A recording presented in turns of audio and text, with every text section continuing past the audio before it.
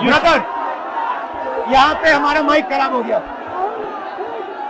और public meeting करना मुश्किल है। जी बिल्कुल ठीक बात है। तो मैंने सोचा कि हम थोड़ा यूपी के बारे में बातचीत कर लें और आप अपना पर्सपेक्टिव हमें बताइए, हम आपको अपना पर्सपेक्टिव बताते हैं, थोड़ी डिस्कशन करते हैं। और ठीक बात है। मैं समझता हूँ कि जब माइक खराब हो गया हम दोनों बात करेंगे, वो रिकॉर्ड होकर के जाएगी तो लोग बेहतर और अच्छा समझेंगे और अच्छा रिजल्ट आएगा। और क्योंकि सोशल मीडिया से वेल कनेक्टेड है तो सब लोगों को जानकारी मिल जाएगी कि हम और आप क्या बोल रहे हैं। यूपी जो 80 सीटें दे रहा है, इसमें 79 सीटें समाजवादी पार्टी, कांग्रेस, इंडिया गठबंधन जीत रहा है। एक जो क्यूटो है उसमें हम और आप लड़ाई में हैं।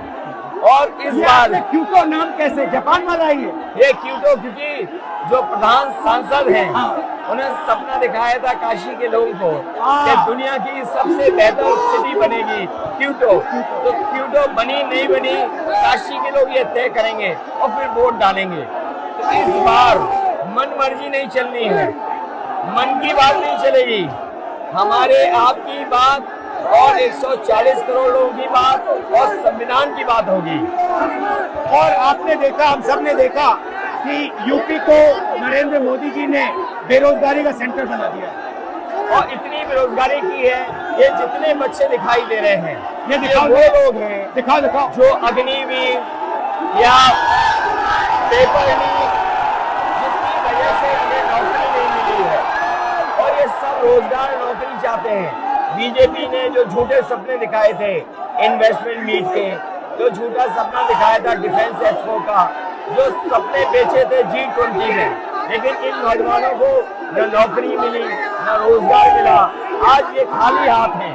तो इसलिए हमें और आप मिलजुल के जो आपने कहा, जो इंडिया गठबंधन कह रहा है कि 30 लाख बच्चों को नौकरी दी जाएगी, उस दिशा में हम लोग काम करेंगे। और पहली नौकरी पक्की स्कीम जिसके माध्यम से हर ग्रेजुएट को नौकरी का अधिकार, बेहतरीन ट्रेनिंग और बैंक अकाउंट में 1 लाख रुपए साल के। आपने नोट किया कि मोदी जी खटाखट बोलने शुरू कर दिए। ये आपके खटाखट के बाद वो रटारट खटाखट कर रहे हैं।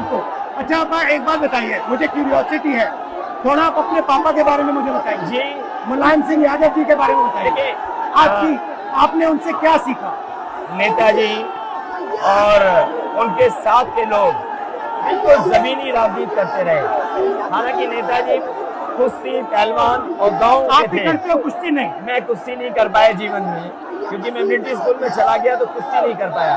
लेकिन नेताजी इसीलिए धरती पुत्र बोले गए कि वो जमीन की बात को समझते थे। धरती पर जो लोग हैं उनकी क्या भावना है उसको लेकर के वो आगे बढ़ाना चाहते थे।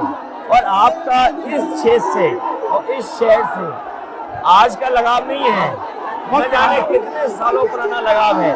जो इमोशनल कनेक्ट आपका इस शहर और शहर से है वो शायद और किसी राजनीतिक परिवार का नहीं होगा। तो नेताजी से उनका हार्डवर्क और अपने लक्ष्य के लिए लगातार काम करते रहना, जो गैर बराबरी की लड़ाई डॉक्टर राम मनोहर लोहिया यहीं लड़े थे। हालांकि हमारी आपकी विचारधारा की यहाँ टकराव रहा, लेकिन हमारे व्यक्तिगत या जो सिद्धांत में कभी समझौता नहीं हुआ।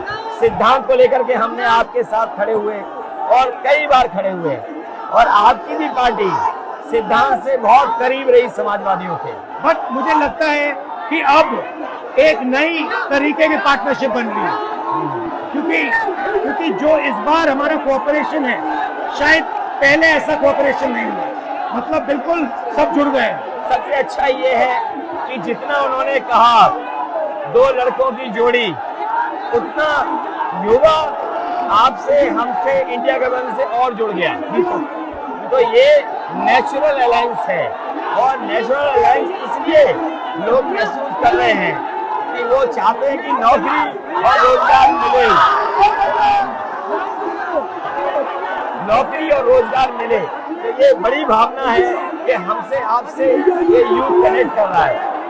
सबसे सबसे बड़ी बात, महंगाई की चोट सबसे ज्यादा इन लड़कों को लगती है। हमारी थिंकिंग है और आपकी भी है कि ये जो 22-25 लोगों को नरेंद्र मोदी जी ने पूरा का पूरा धन पकड़ा है, उसको ठीक करने के लिए जो हमारे युवा हैं, माताएं बहनें हैं, उनको डायरेक्ट बैंक अकाउंट में पैसा देना। देखिए, ये जो लोगों के पास पैसा पहुंचने से जो अर्थव्यवस्था को लाभ मिलेगा, मैं समझता हूँ इनका भाग्य भी बनेगा और देश की अर्थव्यवस्था ही बेहतर होगी। ये जरूरी स्कीम है कि इनके अकाउंट में पैसा पहुंचे, जिससे थोड़ा बहुत जीवन स्तर इनका भी अच्छा हो। नरेंद्र मोदी जी डिबेट से क्यों डरते हैं? क्योंकि वो सच का सामना नहीं करना चाहते। पूरा उनका झूठ का गुब्बारा है। वो बीजेपी और बीजेपी के लोग मन मर्जी से चलते हैं, अपनी मर्जी से चलते हैं और उनको लगता है कि डिस्कशन की कोई जरूरत नहीं है, क्योंकि वो सब कुछ जानते हैं। डेमोक्रेसी में जितना डिस्कशन होगा, जितने विचार एक दूसरे को हम सुनेंगे और एक दूसरे पे भरोसा करेंगे, उतना हमारा लोकतंत्र मजबूत होगा। ये बीजेपी के लोगों ने न केवल हमारी जान को खतरा पैदा किया है, बल्कि लोकतंत्र को भी और संविधान को भी खतरा पैदा कर रहे हैं। और इसका नतीजा दिख रहा है कि चाइना हमारी जमीन के अंदर आ गया, ये बेरोजगारी बढ़ती जा रही है, जो प्रोडक्शन होता है वो नहीं हो रहा है, और पूरा का पूरा एक्सटॉर्शन, ईडी, सीबीआई, ये लोग मतलब एक्सटॉर्ट कर रहे हैं। कई बार सुनने को मिल रहा है और सरकार स्वीकार नहीं कर रही है, लद्दाख की हमारी सीमाएं सुरक्षित हो गई, और अरुणाचल के आसपास या सीमा जो चीन से छू रही है वो बहुत असुरक्षित है। तो चीन से जहां हमारा सीमाओं का खतरा है, वहीं चीन से हमारे बाजार को भी खतरा है। तो कहीं ना कहीं हम लोगों को अपनी मैन्युफैक्चरिंग इकोनॉमी और मैन्युफैक्चरिंग इकोनॉमी को बढ़ावा देना पड़ेगा।